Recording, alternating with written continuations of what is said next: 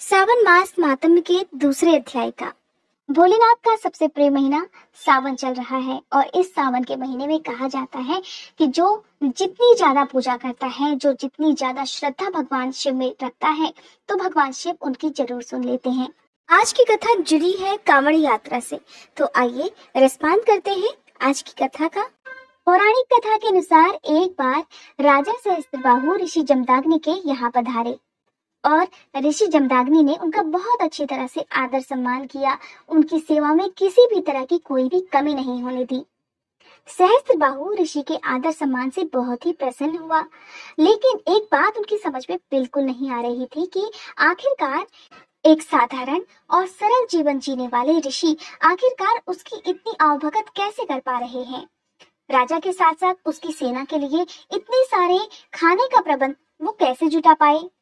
इस बात ने राजा को बड़ा बेचैन रखा। आखिरकार राजा ने अपने सैनिकों से इस बात का पता लगाने के लिए कहा और तब कुछ ही देर में राजा को अपने सैनिकों से पता लगा कि ऋषि जमदाग्नि के पास कामधेनु नाम की एक दिव्य गाय है, जिससे जो कुछ भी मांगो वो सब कुछ मिल जाता है। अब जब राजा को ये बात पता चली कि इसी कामधेनु गाय के कारण ऋषि जमदाग्नि सारे संसाधन जुटाने में कामयाब हो जाते हैं, तो उस राजा के मन में एक लालच पैदा हो गया। वो लालच था उस कामधेनु गाय को हासिल करने का। राजा ने मन में सोचा, ऋषि तो बिल्कुल सादा जीवन बिताते हैं और इस कामधेनु गाय का उनके पास रहने का कोई भी औचित्य नहीं है। इस गाय को तो मेरे पास होना चाहिए। और इस प्रकार राजा के मन में बहुत ज्यादा लालच उस गाय को हासिल करने के लिए पैदा हो गया। तब ऋषि से कामधेनु गाय राजा ने मांगने का प्रयास किया। राजा ने ऋषि से निवेदन किया कि वे उसे कामधेनु गाय दे दें, लेकिन ऋषि जमदग्नि ने कामधेनु गाय को देने से बिल्कुल मना कर दिया। और ऋषि जमदग्नि के इनकार पर राजा को बहुत ज्यादा गुस्सा आया और फिर उसने कामधेनु गाय को प्राप्त करने के लिए उसी समय ऋषि जमदग्नि की हत्या कर दी। और इस तरह राजा कामधेनु गाय को अपने महल में लेकर आ गया। भगवान परशुराम को ऋषि जमदग्नि का पुत्र माना जाता है। जब ऋषि जमदग्नि की हत्या की खबर उन्हें पता चली, साथ ही जब उन्हें इस बात का भी पता चला कि वो राजा कामधेनु गाय को भी अपने साथ ले गया है, ऐसा समाचार पाकर भगवान परशुराम का क्रोध 7वें आसमान पर जा पहुंचा। उनके क्रोध का तो सभी को पता है। वे क्रोधित होकर राजा सहस्त्रबाहु के महल में पहुंच गए और फिर उन्होंने अत्यंत क्रोध में राजा सहस्त्रबाहु की सभी भुजाओं को काटकर उसकी हत्या कर डाली। बाद में परशुराम भगवान ने अपनी तपस्या के प्रभाव से अपने पिता जमदग्नि ऋषि को पुनः जीवन दान दिया। जब ऋषि को ये बात पता चली कि परशुराम ने सहस्त्रबाहु की हत्या कर दी है, तो उन्होंने इसके पश्चाताप करने के लिए परशुराम जी से भगवान शिव का जलाभिषेक करने को कहा था। तब परशुराम भगवान अपने पिता की आज्ञा से मीलों दूर चलकर गंगा जल लेकर आए और अपने आश्रम के पास ही शिवलिंग की स्थापना कर शिवलिंग का महाभिषेक किया और गंगा जल चढ़ाकर उनकी स्तुति की। इस प्रकार माना जाता है कि सबसे पहले परशुराम भगवान ने ही शिवलिंग का अभिषेक किया था और तब से कांवड़ लाकर जल चढ़ाने की परंपरा आज तक चली आ रही है। सावन के महीने में कांवड़ लाने से संबंधित हमारे धर्म में कुछ अन्य भी पौराणिक मान्यताएं प्रचलित है। इनमें से एक मान्यता के अनुसार जब समुद्र मंथन हो रहा था, तो सबसे पहले समुद्र मंथन से विष उत्पन्न हुआ। उस विष की भयंकर गर्मी से देवतागण, दैत्य और सारा संसार व्याकुल हो गया। तब भगवान शिव ने आगे आकर सृष्टि के कल्याण हेतु उस विष का पान कर लिया।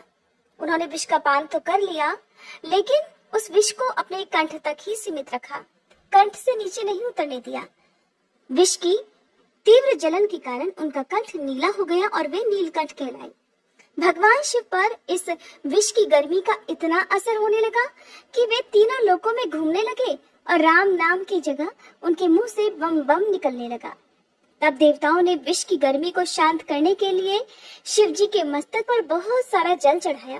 कहते हैं कि जब समुद्र मंथन किया गया था, तो उस समय सावन का महीना था और तब से सावन के महीने में भगवान शिव को जल अर्पित करने और कांवड़ लाने की परंपरा चली आ रही है।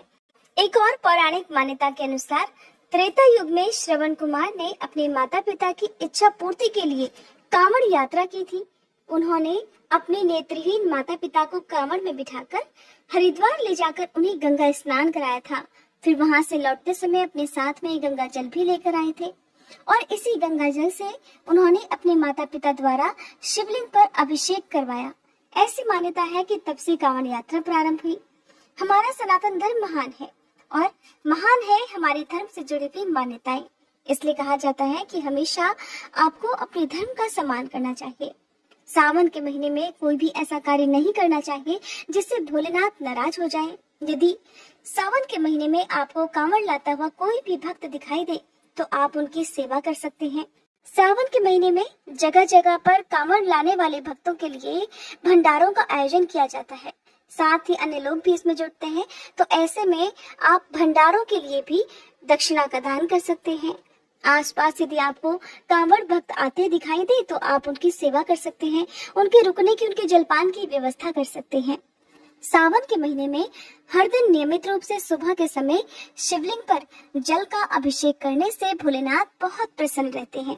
सावन के महीने में न केवल भोलेनाथ की ही कहानियां सुनी जाती हैं, बल्कि शिव महापुराण की कथा सुनने से भी भगवान शिव की कृपा आसानी से प्राप्त की जा सकती है। आपको हमारे इसी चैनल पर हर दिन नियम से शिव महापुराण की कथाएं भी मिल रही होंगी और आप इनका रसपान भी कर रहे होंगे। उम्मीद करती हूँ आज की ये वीडियो भी आपको पसंद आई होगी।